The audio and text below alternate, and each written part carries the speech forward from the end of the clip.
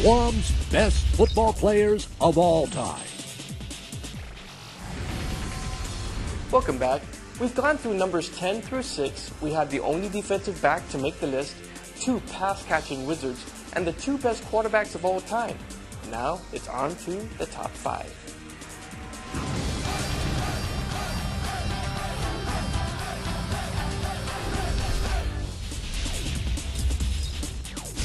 Number 5, Bill Adams. He's definitely one of the best players this item produced. He would have to rate as probably the best in my eyes because of his speed. Bill was unstoppable. Bill Adams is a powerful man. Fastest linebacker I've ever seen play. That's what he's shown that he's done well in linebacker. He's fast. Reminds me of a young Ryan. He's always hungry for that ball. His ability to close on a play is it's unbelievable. You always see a guy just trying to defend. Bill is always hungry for the ball. He's always around the ball. Anyone coming in the middle, the first person you're going to have to meet would be Bill. My job usually as a cornerback is to run my way, chase them into everyone. So if I had lead blockers, take them out, and right when they turn in, Bill would be right there to clean up. He would try to get that ball and try to take it. He's not looking for the good hit. He's not looking for the form tackle. He's looking for the ball, take it, and score. Unstoppable, hard to touch. Something like Junior Stale, those type of guys. He's a student of the game. He always did his homework. He was a scouter. Yeah, I watch a lot of film, so I try and get as much film of the current season as possible. He understands the game. He's very smart. He's a smart football player. Yeah, I watch hours and hours of film. I write down every single play, and then I see if there's a pattern.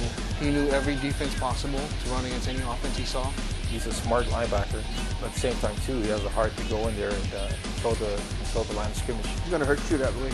That turnover is always what Bill looks for.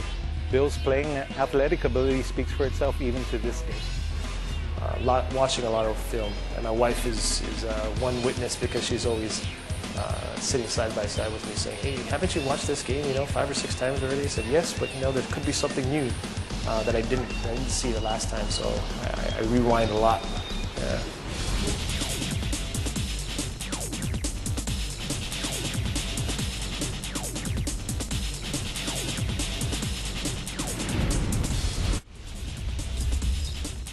Number 4, Buzzy Shiroma. Crazy legs, Buzzy. Crazy legs. Crazy legs. Crazy legs. Crazy legs. Crazy Legs Shiroma. That's the name that was given to me when I was 12 years old by Mr. Ed Seguenza. He would wow the fans, wow even us, as players, co-players, and coaches. I don't know what Crazy Legs meant, but he just said, we're calling you Crazy Legs. He had that ability just to cut on a dime, make people miss. You had to see him run.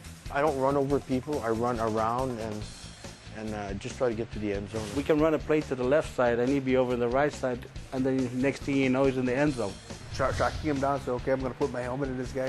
Bam, he goes the other way. It was the most discouraging times when you had to make an open field tackle against Buzzy Shiroma back in the days. Reversing, spinning around, he's got all the moves. Everybody wanted to be like Buzzy. Blocking for Buzzy is easy because even if I don't make my block, he still make a play.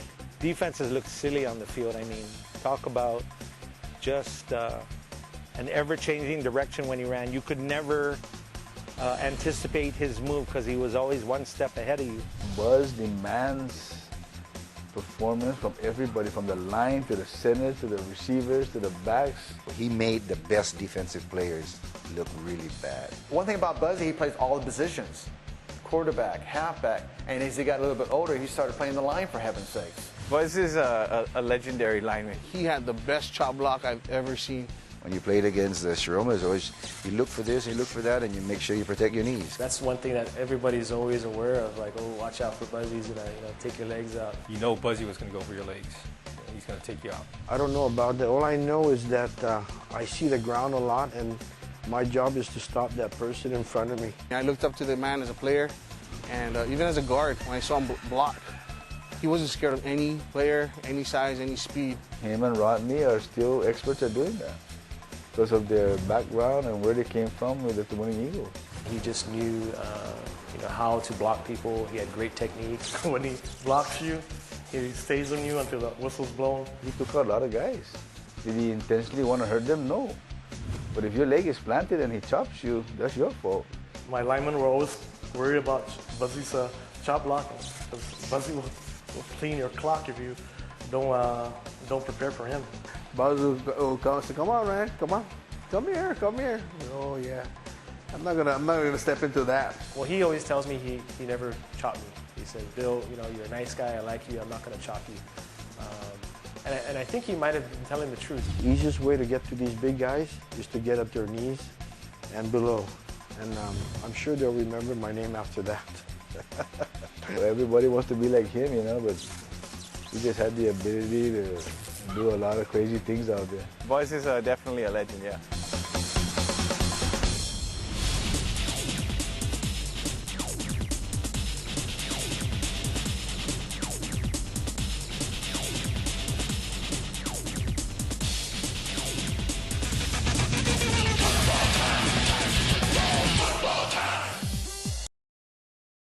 This program is brought to you in part by ITNE, Life in Motion.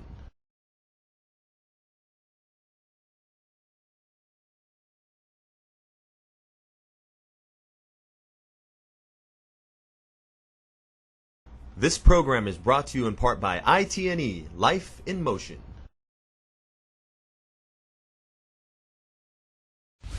Guam's best football players of all time.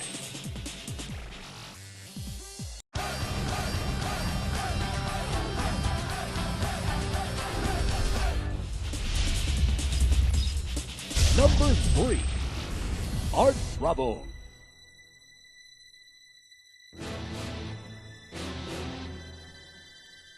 And a lot of people are going to say about Art Rabon is who is the most feared. What a great name for a football player. The symbol of power. A menacing defensive end and a scary fullback that just plowed over people and had this incredible strength. And Art Rabon was a bruising back. He's just a big, bad football player. No fear. That was a given, his stature, you know. Massive man.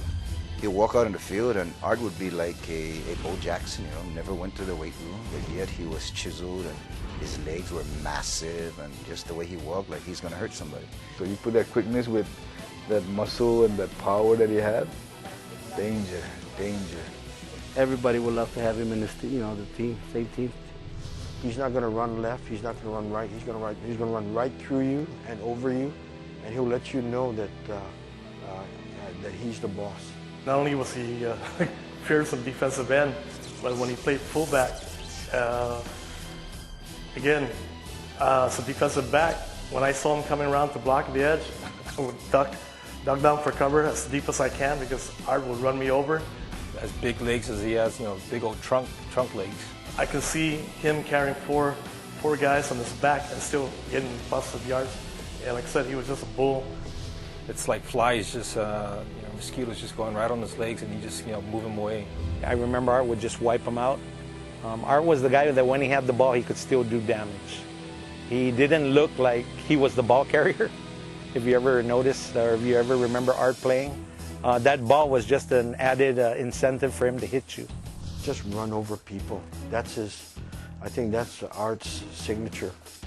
Not one person on the opposing team could block Art Rabon. He was just beyond a thorn in the side, a menace to the offensive team. He was just a one-man wrecking crew.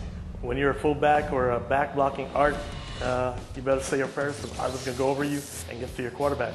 Once I got to know him, nicest guy in the world, but on the football field, everybody respected him, even the opposing team. They found ways to stop him, and they couldn't.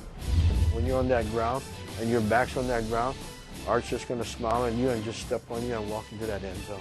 Even when he played in his mid to late 40s, he played with power and aggression. He'll tear you up. You know, I got a couple blocks from him, and man, I felt those. Just intimidating. Great player. Great player.